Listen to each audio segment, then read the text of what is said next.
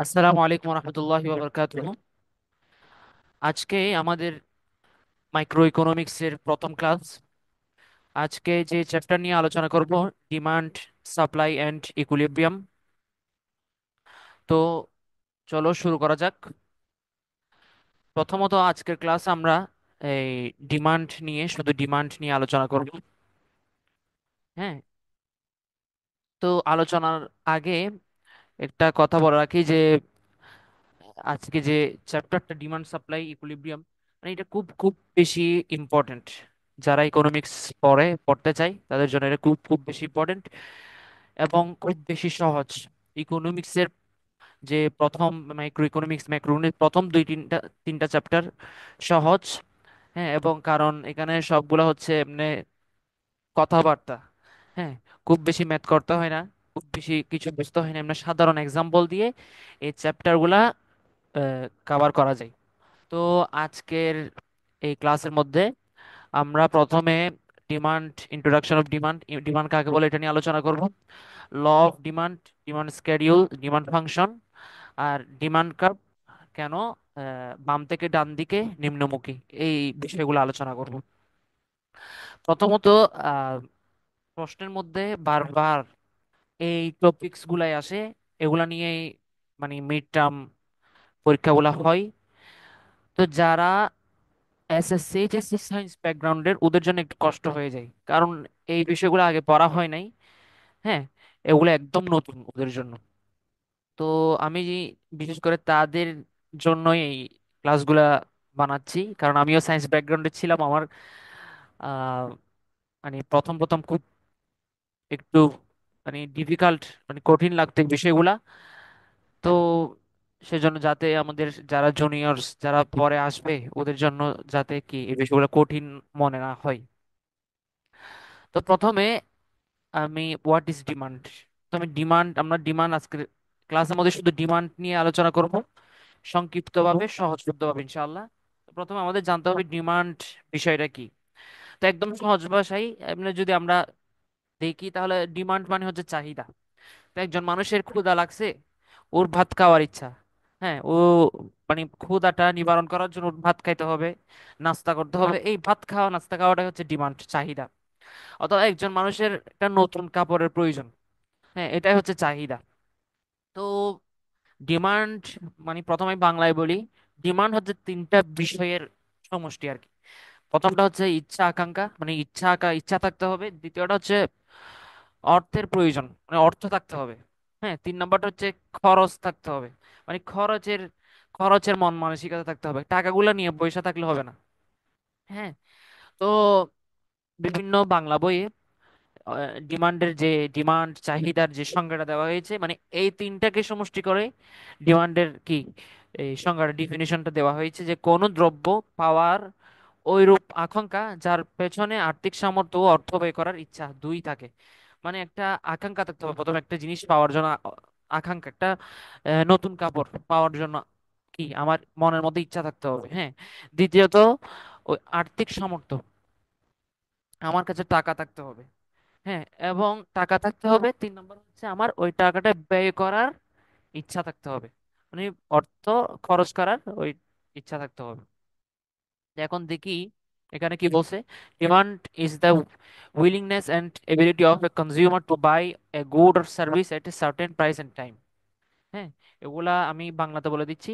তোমরা চাইলে এটা আমি যেটা লিখছি এটা লিখতে পারো, অথবা এই নতুন কোনো বিষয় আরো সহজভাবে কেউ চাইলে, অথবা আরো সাজানোভাবেও লেখা যেতে পারে। It includes a desire to buy, need to purpose, the ability to buy. এই তো বলছি না, ডিজাইর টু বাই এটা ইচ্ছা থাকতে হবে। হ্যাঁ, নিড অর পারপোজ এটা প্রয়োজন থাকতে হবে। হ্যাঁ, আমার একটা নতুন কাপড়ের প্রয়োজন, এই প্রয়োজনীয়তাটা থাকতে হবে। এবিলিটি টু পে, হ্যাঁ, এবিলিটি টু পে মানে খরচ করার যে সামর্থ্য, ওইটা থাকতে হবে। এখন একটা notes, without money or real intention to buy it's not demand, it just a wish. তোমার টাকা নাই, হ্যাঁ, আবার ইচ্ছাও নাই, হ্যাঁ, আবার সামর্থ্য নাই, তো এটা ডিমান্ড হবে না, এটা হবে উইশ। আশা করি বোঝা গেছে। এগুলা খুব বেশি তাত্ত্বিক কথা নাই, একদম সহজ কথাবার্তা। হ্যাঁ, জাস্ট বলে যাওয়া, শুনে যাওয়া, শুনলেই এগুলা কি কানের মধ্যে ঢুকে যাবে, মনের মধ্যে গেঁথে যাবে, এগুলো একদম সহজ কথাবার্তা। এখন ল অফ ডিমান্ড, এটা খুব বেশি ইম্পর্টেন্ট। হ্যাঁ, পরীক্ষার মধ্যে এটা আসে। ল অফ ডিমান্ড, এখানে একটা বিষয়। ল অফ ডিমান্ড বলতে আমরা কি বুঝি? এখানে একটা পি, পি লিখলাম।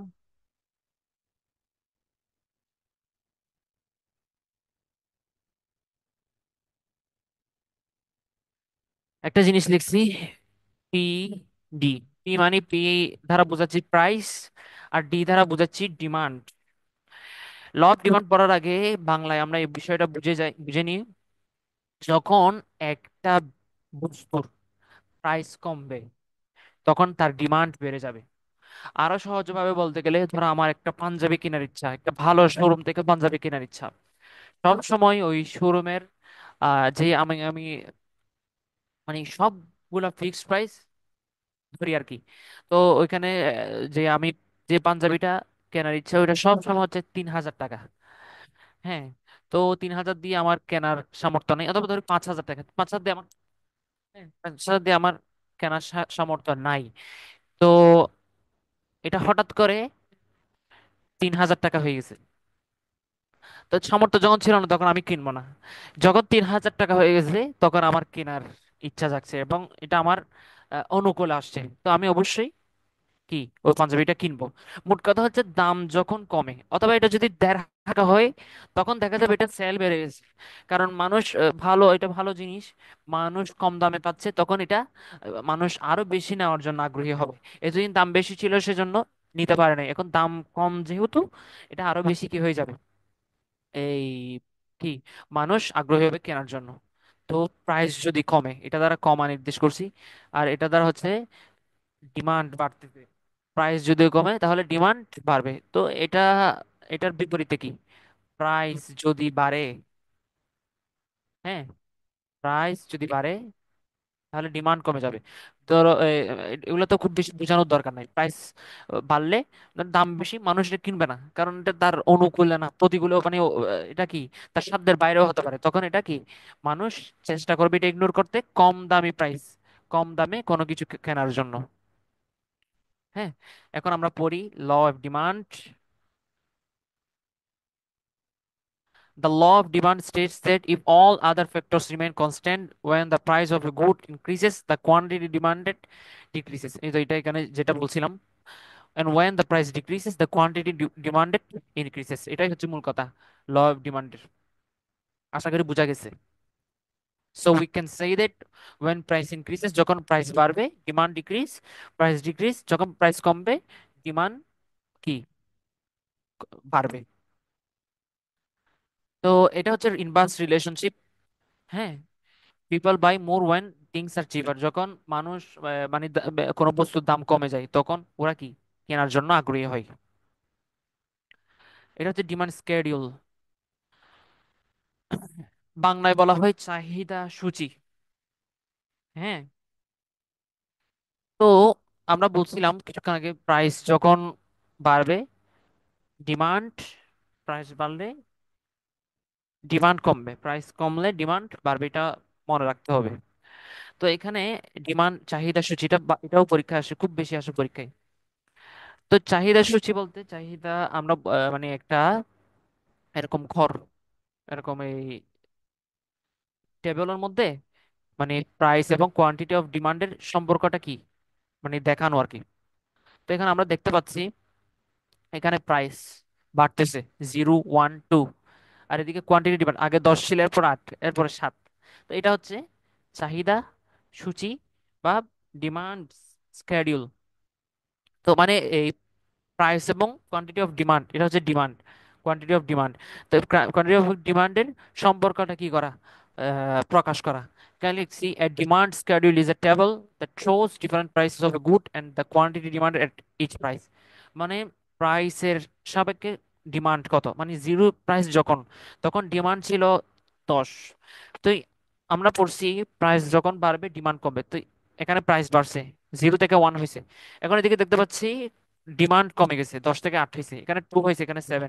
মানে প্রাইস বাড়তেছে, ডিমান্ড কমতেছে। হ্যাঁ, বোঝা গেছে আশা করি। এটাই হচ্ছে ডিমান্ড স্কেডিউল। এখন একটা বিষয়।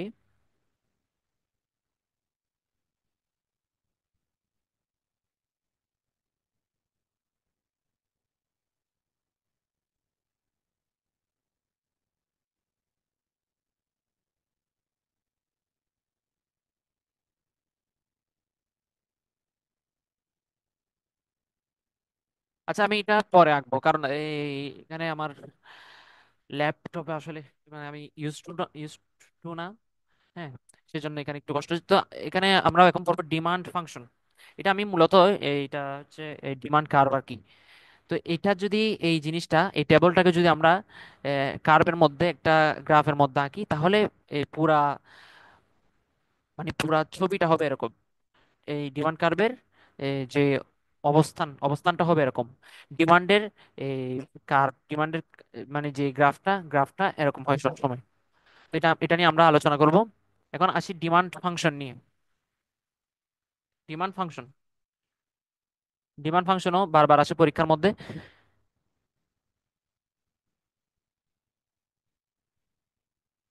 মানে চাহিদা সমীকরণ আর কি। এখানে কিউডি একটা ফর্মুলা লিখছি, QD equal to A minus BP. এখানে এ দ্বারা বুঝাইছে চাহিদা, মানে সমীকরণের ছেদক। বি দ্বারা বুঝাইছে কি ঢাল। তো এখানে পরীক্ষার মধ্যে এটা হুবহু আসবে না, পরীক্ষার মধ্যে আসবে এরকম, এই তো কিউডি দেবে একটা 100 মাইনাস 2পি, মানে একদম হুবহু একটা মান দিয়ে দিবেন। তো মানটা দিয়ে ম্যাথটা করতে হবে।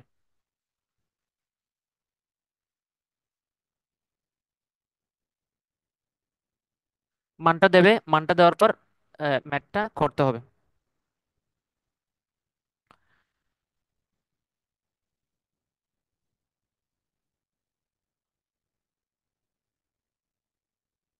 এই ডিমান্ড ফাংশন পরীক্ষার মধ্যে খুব বেশি আসে। একটা এভাবে দেওয়া থাকে, কিউডি ইকুয়াল টু 100 মাইনাস 2পি। হ্যাঁ, এখন এটার মান বের করতে হয়। তো এখানে একদম ইজি। পি এর মান যদি 10 ধরি, তাহলে কিউডি কোয়ান্টিটি অফ ডিমান্ড হচ্ছে 80। পি যদি 20 ধরি, 60 হয়। হ্যাঁ, কিউডি ইকুয়াল টু আবার এখানে 15 মাইনাস পি।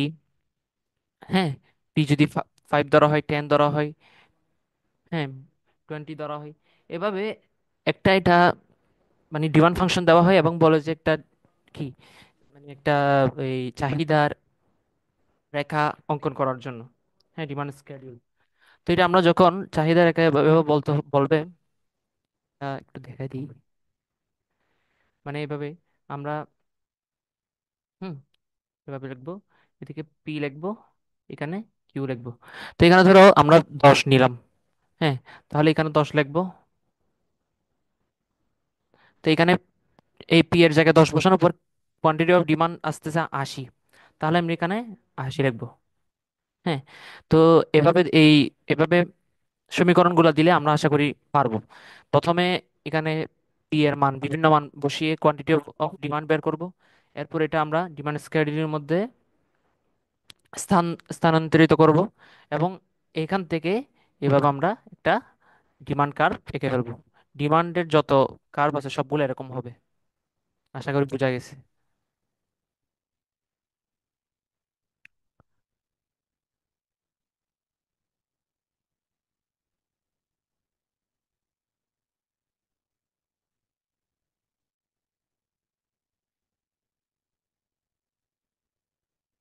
এখন আসি একদম লাস্ট টপিক।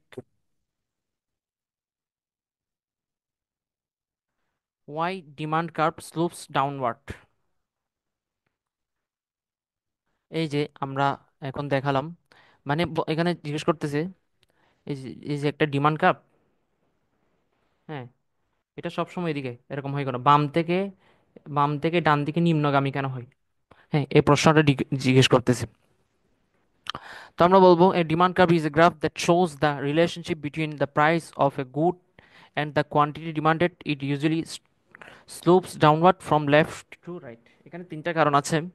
প্রথম কারণটা হচ্ছে এই মানে এটা আমি বলি, বাংলাতে বলি প্রথমে, মানে ক্রমহ্রাসমান প্রান্তিক উপযোগ বিধির কার্যকারিতা। 2 নম্বর হচ্ছে ইনকাম ইফেক্ট বা আই প্রভাব। এরপর হচ্ছে বিকল্প প্রভাব। আর একটা হচ্ছে প্রান্তিক ভোক্তার পরিবর্তন। এগুলো একদম সহজ, এখানে আমি উদাহরণ সহ দিয়েছি যাতে সহজেই বোঝা যায়। প্রথম হচ্ছে substitution effect. when a good becomes cheaper then substitutes people switch to it। হ্যাঁ, if mangoes become cheaper than apples people buy more mangoes। মানে যখন আহ, আম আর আপেল, হ্যাঁ, যখন আমের দাম আপেলের চেয়ে কমে যাবে তখন মানুষ কিন্তু আমটাই বেশি নেবে। হ্যাঁ, এটা বোঝাচ্ছে। দুই নম্বর হচ্ছে ইনকাম ইফেক্ট। হ্যাঁ, lower price increases buying power so people buy more। if mango price drops so you can buy more mangoes or other things। হ্যাঁ, মানে কমে গেলে তখন যেটা কম ওইটাই বেশি নিবে আর কি, দাম কমে গেলে। এটা একটু বোঝার জিনিস, ডিমিনিশিং মার্জিনাল ইউটিলিটি। ধরি একটা, এটা একটু বোঝার জিনিস আছে। ধরি একজন মানুষের খুব ক্ষুধা লাগছে, হ্যাঁ, সে দোকানে গিয়ে বলতেছে একটা, ধরো বন বন দেওয়ার জন্য, হ্যাঁ, মিষ্টি বন। তো এখন যেহেতু তার খুব বেশি ক্ষুধা, হ্যাঁ, এখন দোকানদার যদি বলে বনের দাম হচ্ছে 50 টাকা, হ্যাঁ, তখন সে কিন্তু, যেহেতু খুব বেশি ক্ষুধা, হ্যাঁ, সে কিন্তু কোনো ধরনের বার্গেইনের মধ্যে যাবে না। সে 50 টাকা বলছে, 50 টাকা দিয়ে কি বনটা নিয়ে ফেলবে। হ্যাঁ, যেহেতু তার খুব বেশি ক্ষুধা, তার এখন প্রয়োজন হচ্ছে ক্ষুধা নিবারণ। হ্যাঁ, সে টাকার দিকে দেখবে না, সে 50 টাকা দিয়ে তার ক্ষুধা নিবারণ করতে চাইবে। যখন তার পেটের ক্ষুধাটা কিছুটা কি চলে যাবে, তার পেটের ক্ষুধা কিছুটা নিবারণ হবে, হ্যাঁ, এরপর যদি সে অন্য একটা দোকানে গিয়ে যদি গিয়ে বলে বন বন চাই, যদি সেখানেও যদি বলে 50 টাকা, সে কিন্তু 50 টাকা দিয়ে ওই বনটা কিনতে চাইবে না। সে বলবে আমি 20 টাকা দেবো, 20 টাকায় দিলে দেন, না দিলে আমি আমার হাঁটাহাঁটি। হ্যাঁ, তখন সে কি, তখন বার্গেইনের চেষ্টা করবে। আশা করি বুঝা গেছে। মানে প্রথমবার সে কোনো ধরনের বার্গেনিং করবে না, কারণ তার ক্ষুধা নিবারণ প্রয়োজন। দ্বিতীয়বার যেহেতু ক্ষুধা শেষ, হ্যাঁ, এখন খুব একটা ইচ্ছা নেই কি বন খাওয়ার, মানে এখন না খেলেও চলবে, তখন সে 20 টাকা দিয়ে বলবো যে 50 টাকার বন বলবো যে আমি 20 টাকা দিয়ে নিব, কারণ আমার মানে কি ওর চাহিদা কম। আশা করি বোঝা গেছে। তখন এটাই হচ্ছে ডিমিনিশিং মার্জিনাল ইউটিলিটি অথবা ক্রমহ্রাসমান প্রান্তিক উপযোগ বিধির আর কি। The definition each extra unit gives less satisfaction. So people buy more only if the price is low. Example, the first mango gives more joy than the fifth, so extra ones are only worth it at a lower price। মানে একটা খুব বেশি ক্ষুধার সময় যে যে প্রথম আমটা খাইছিল, সেটা খুব বেশি কি মানে মানে খুব বেশি তার প্রয়োজন ছিল, কিন্তু যখন খেতে খেতে পঞ্চমে গেছে, ওইটা প্রথমটার চেয়ে কি কি ক্ষুধা নিবারণ কম করছে। এটা আশা করি বোঝা গেছে। তো আজকে ডিমান্ডের ক্লাস এতটুকুই, নেক্সট ক্লাস হবে ইনশাআল্লাহ সাপ্লাই এর উপর। আজ এতটুকুই, আশা করি বোঝা গেছে। চেষ্টা করেছি সহজভাবে বোঝানোর জন্য সংক্ষিপ্ত সময়ে। তো আজকের ক্লাস এতটুকুই। আসসালামু আলাইকুম ওয়া রাহমাতুল্লাহি ওয়া বারাকাতুহু।